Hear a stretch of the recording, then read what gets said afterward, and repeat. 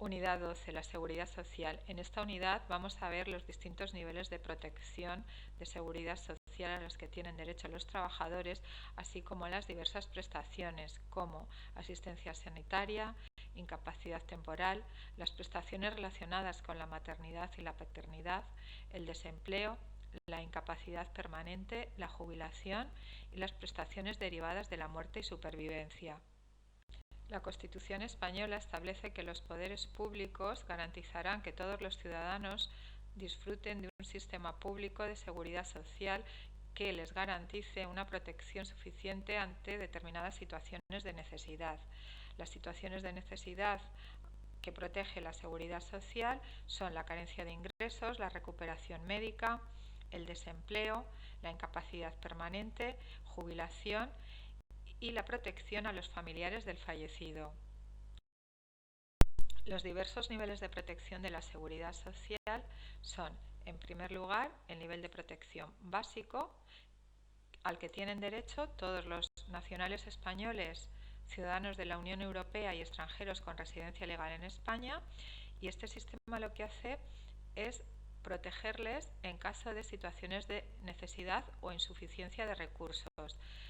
A este nivel pertenecen las prestaciones no contributivas, es decir, aquellas prestaciones en las que el trabajador no ha cotizado el mínimo exigido por ley, pero por su situación de necesidad tiene derecho a ellas, como puede ser la invalidez, maternidad, jubilación, etc.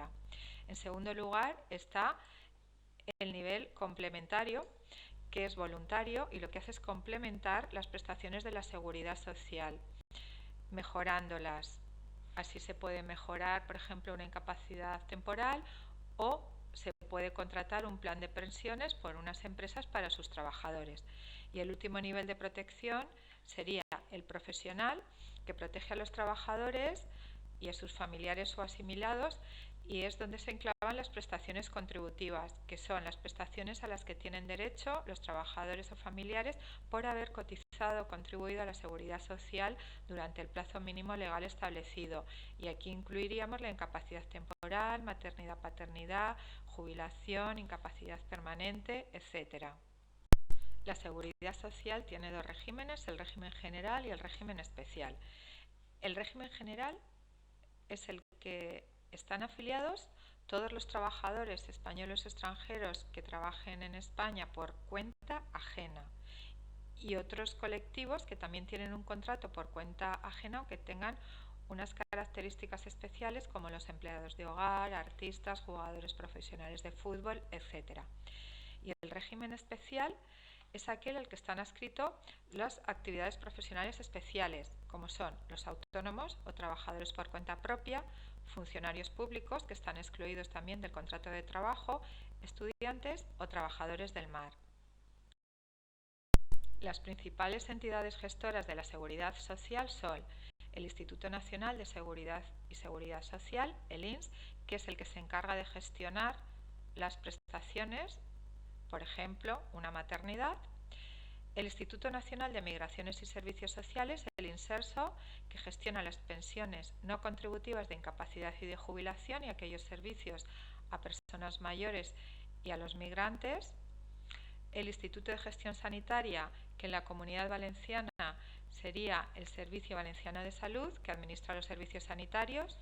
La Tesorería General de la Seguridad Social, que gestiona a nivel económico las prestaciones y tramita las afiliaciones altas y bajas de los trabajadores. El SEPE, o Servicio Público de Empleo Estatal, que gestiona las prestaciones por desempleo. Y el Instituto Nacional de Seguridad e Higiene en el Trabajo, que asesora en materia de prevención de riesgos laborales. Por último, hay también algunas entidades colaboradoras, como son las mutuas de accidente de trabajo y enfermedades profesionales, y las empresas que colaboran abonando las prestaciones de incapacidad temporal que después les van a ser reintegradas. Los trámites obligatorios a cumplir por las empresas en relación con la seguridad social son, en primer lugar, la inscripción de la empresa, que se tiene que hacer en la Tesorería General de la Seguridad Social antes del inicio de la actividad. En este momento, a la empresa se le asigna un código de cuenta de cotización para toda la vida profesional. En segundo lugar, la afiliación del trabajador, que se efectuará a la persona que trabaja por primera vez. En este momento se le asignará al trabajador un número de afiliación que será el mismo durante toda su vida laboral. La siguiente obligación es dar de alta, baja y comunicación de variación de datos del trabajador.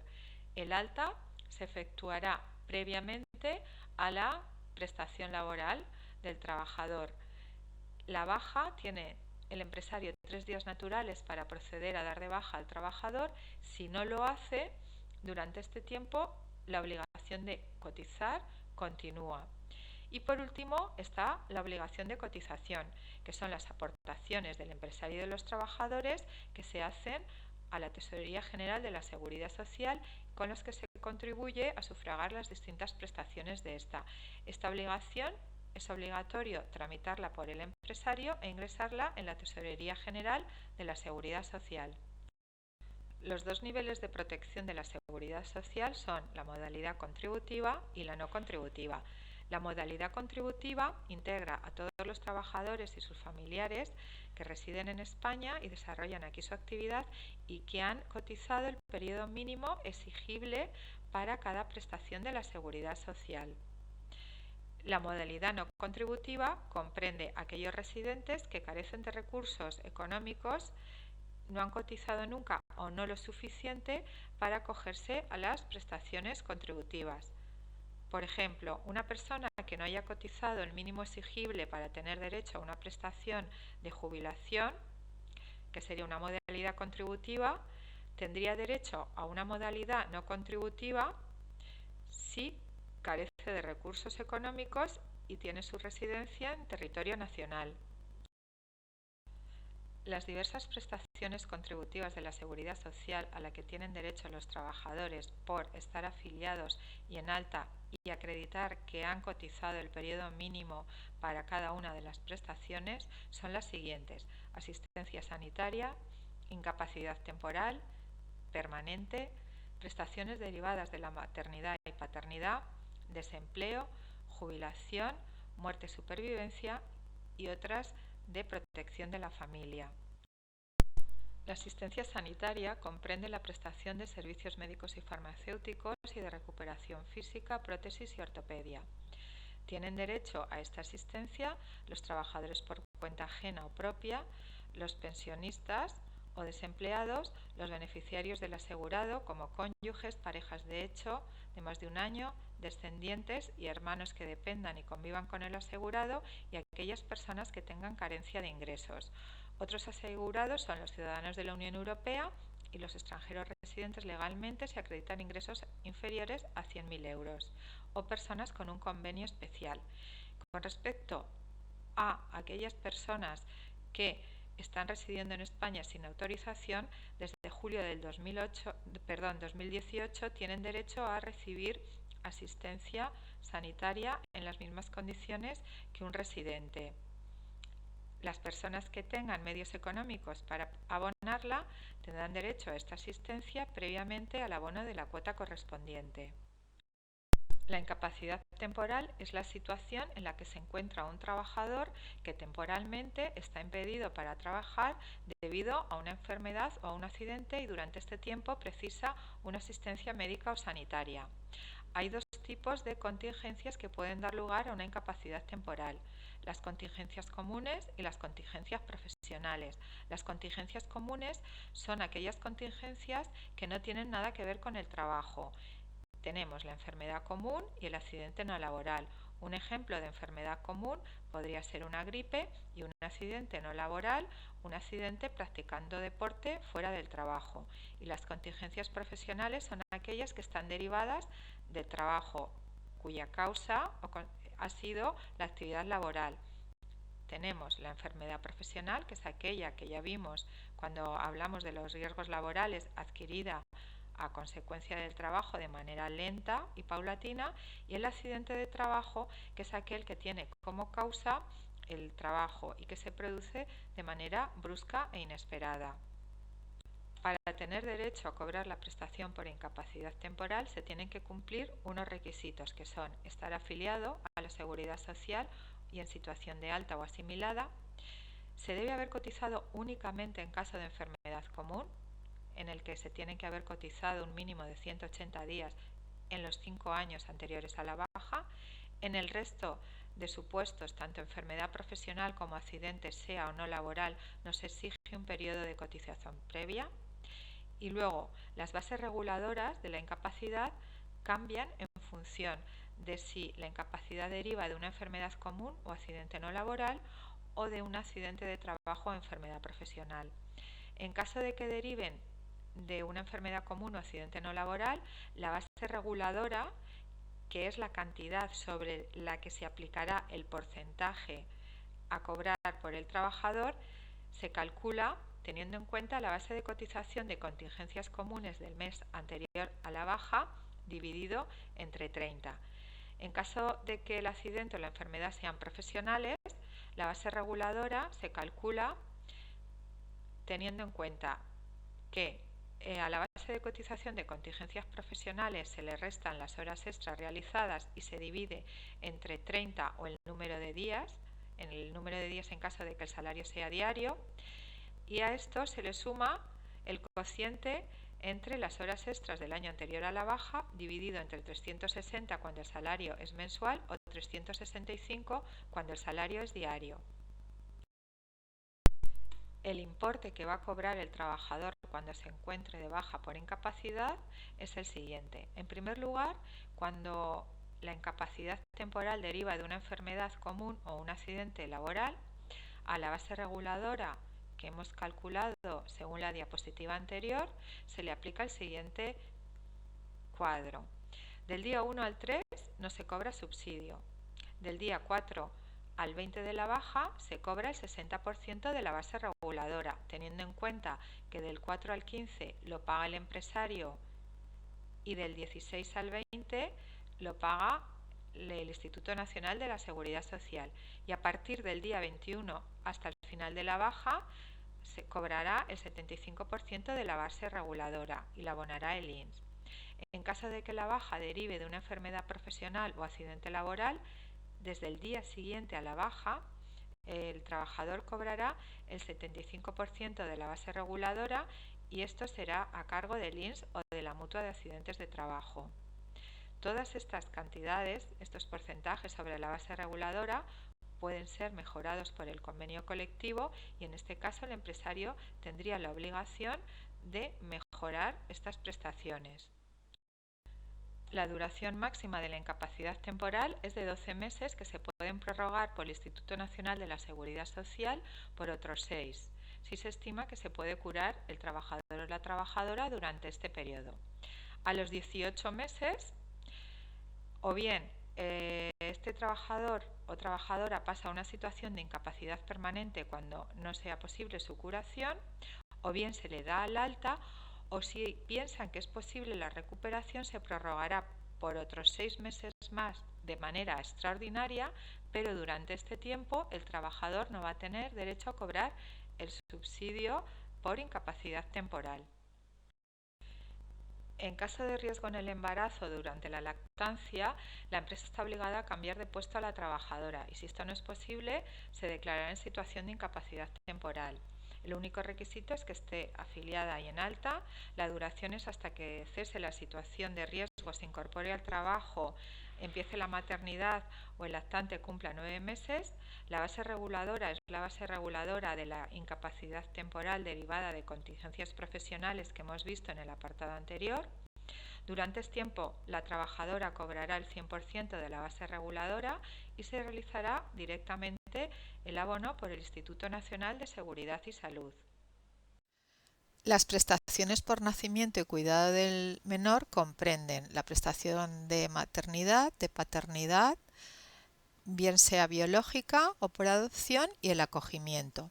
La duración de estas prestaciones es 16 semanas y se amplía en 2 semanas más por cada hijo en caso de parto múltiple, de las cuales una semana sería para cada uno de los progenitores. Los requisitos para su percepción es estar afiliado y en alta en la Seguridad Social y cumplir el periodo mínimo exigible de cotización previa que se establece en función de la edad de los progenitores del padre o de la madre. La cuantía a percibir sería el 100% de la base reguladora, que se calcula en función de la base de cotización de contingencias comunes del mes anterior, dividido entre 30. Y el abono de esta prestación se realiza directamente por el Instituto Nacional de la Seguridad Social. La prestación para cuidado de menores afectados por cáncer o enfermedad grave tienen derecho a percibirla uno de los progenitores en el caso de que los dos trabajen cuando reduzca su jornada laboral como mínimo un 50%. Los requisitos es estar de alta y afiliado y cumplir con la cotización previa exigida, que es la misma que para la maternidad, y la duración es de un mes que se puede ir prorrogando por periodos de 2 meses hasta que el menor cumpla los 18 años. La base reguladora es la base reguladora de la incapacidad temporal derivada de contingencias profesionales en proporción a la reducción de la jornada que se ha experimentado. Se percibirá el 100% de la base reguladora, que será abonado directamente por el INS o la mutua de accidentes de trabajo. La situación de desempleo es aquella en la que se encuentran las personas que quieren trabajar pero han perdido su trabajo o han reducido su jornada entre un 10 y un 70%.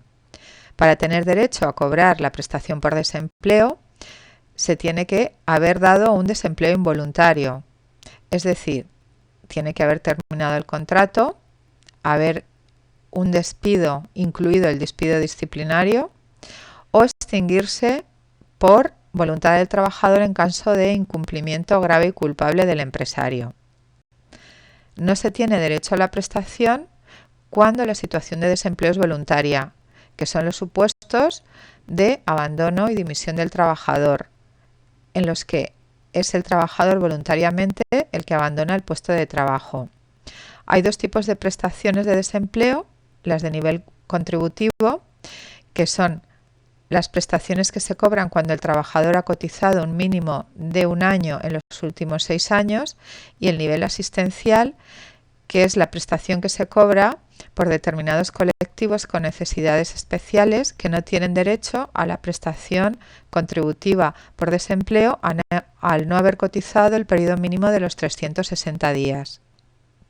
La base reguladora de la prestación por desempleo contributiva se calcula dividiendo entre 180 si la base de cotización es diaria o entre 6 meses si la base de cotización es mensual, la suma de las bases de cotización de contingencias profesionales de los últimos 180 días, restándole las horas extras realizadas en ese periodo. A este importe, a esta base reguladora, se le aplicarán distintos porcentajes para calcular la cuantía de la prestación. Los primeros 180 días de desempleo, la persona que esté en esta situación percibirá el 70% de la base reguladora y a partir del día 181 se percibirá el 50% de la base reguladora. A estos importes hay que comentar que hay unos límites máximos y mínimos de prestación que van en función de si la persona que va a percibirla tiene hijos, no tiene o el número. Límites que no es necesario conocer porque no van a ser materia de examen. La duración de la prestación de desempleo va a ir en función del tiempo cotizado. Como se ve en la tabla, aunque esta tabla no es materia de examen, sí es interesante conocerla para ver los días a los que se tiene derecho de prestación. Por ejemplo, en el primer tramo, de 360 a 539 días, cotizados en los últimos 6 años, el trabajador va a tener derecho a 120 días de prestación. Un trabajador que ha cotizado 1.500 días estaría en el tramo de 1.440 a 1.619 y tendría derecho a 480 días de prestación. Y el máximo de prestación contributiva de desempleo son 720 días, que es para aquellos que han trabajado de 2.160 días en adelante. En las anteriores diapositivas hemos visto la prestación de desempleo para los trabajadores por cuenta ajena, pero los trabajadores por cuenta propia o autónomos inscritos en el régimen especial de trabajadores autónomos RETA también tienen derecho a percibir una prestación por desempleo o por cese de actividad. Para ello deben cumplir una serie de requisitos.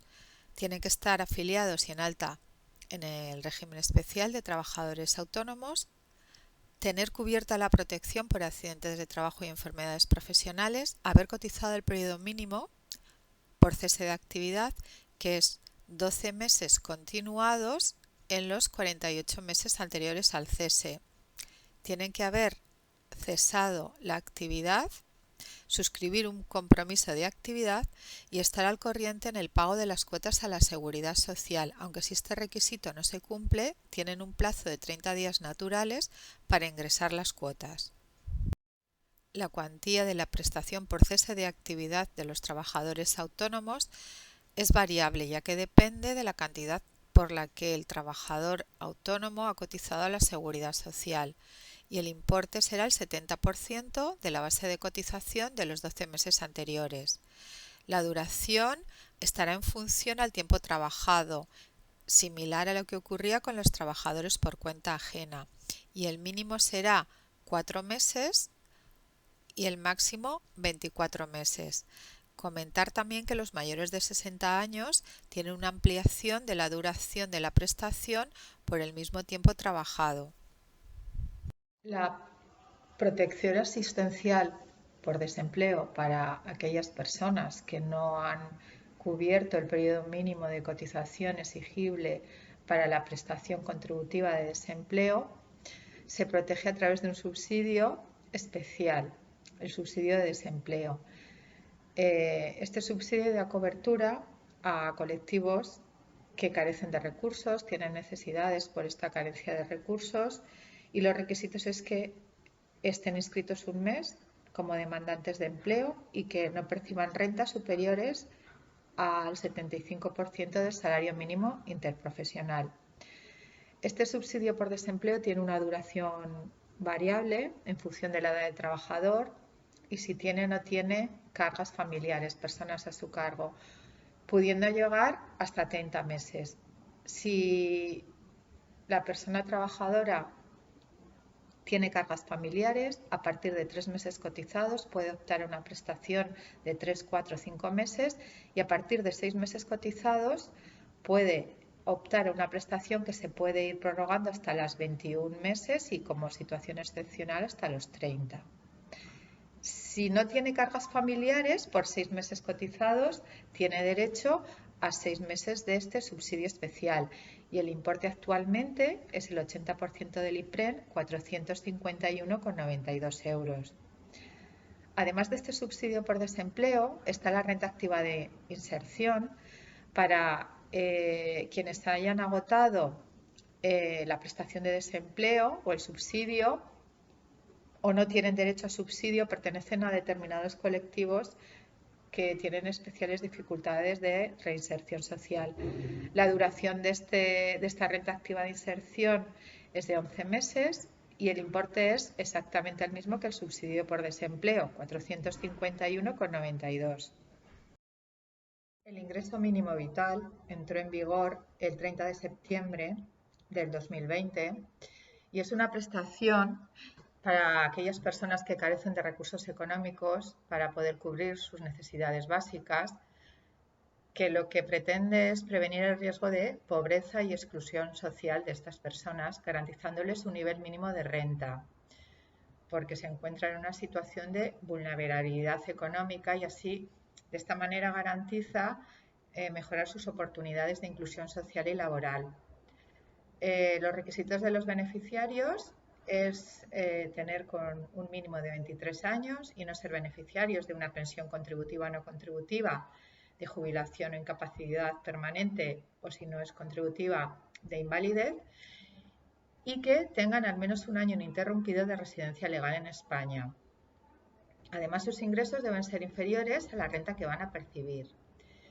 La duración de esta prestación es mientras subsistan los motivos que dan lugar a su concesión y se abonará mensualmente en 12 pagas. El importe actualmente es de 469,23 euros al beneficiario individual y para la unidad de convivencia se incrementa un 30% por miembro adicional a partir del segundo. La incapacidad permanente es la situación en la que se encuentra un trabajador en la que después de haber sido dado de alta o haber pasado el periodo máximo de incapacidad temporal, presenta unas reducciones anatómicas o funcionales graves que disminuyen o anulan su capacidad laboral. Hay distintos grados de incapacidad. La primera sería la incapacidad permanente parcial para la profesión habitual. En ella, el trabajador sufre una disminución de al menos el 33% del rendimiento normal, pero puede realizar las tareas fundamentales de la profesión. En este caso, el trabajador percibirá una indemnización de 24 mensualidades de su base reguladora. La incapacidad permanente total para la profesión habitual es aquella en la que el trabajador no puede realizar ninguna de las tareas de su profesión, pero sí puede desarrollar otros trabajos.